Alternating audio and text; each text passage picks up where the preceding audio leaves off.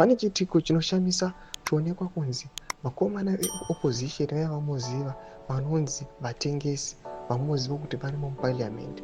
Pane chitiko chinoshamisa chinenge chiexposwa panapa chinoita kuti vakomana ava they are now pushing for ED 2030 noda kuti vanyatsokuona kuti kunyange vakati ngatipindei pamapozi emuna 2028 hapamborina kana 1 zvake kana 1 ari kumamisha anoyachisa x pazita rake.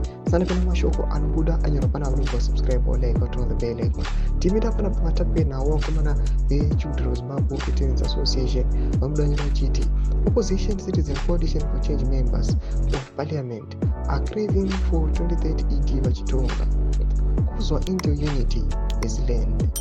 Our reliable sources say these MPs are supporting this agenda because it will postpone 2028 elections, thereby extending their tenure of office and blocking campaign headache and fights.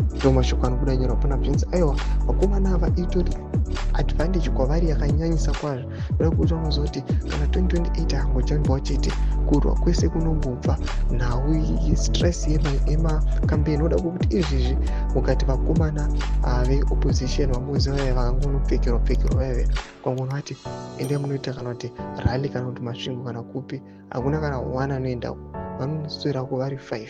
Ingutidzai mafungiro enyu munoti kudii pamusoro pechitiko ichi chationa kuti aiwa vanhu munyika yeZimbabwe they are not happy nekuda kwevakomana ava vari kunyatsokonzeresa massive suffering pasina kana any issue yavanoadressa iri kufeswa nemacitizens munyika yeZimbabwe. Tiudze mafungiro enyu pinda comment section medu, so subscribe or like, turn on the bell icon.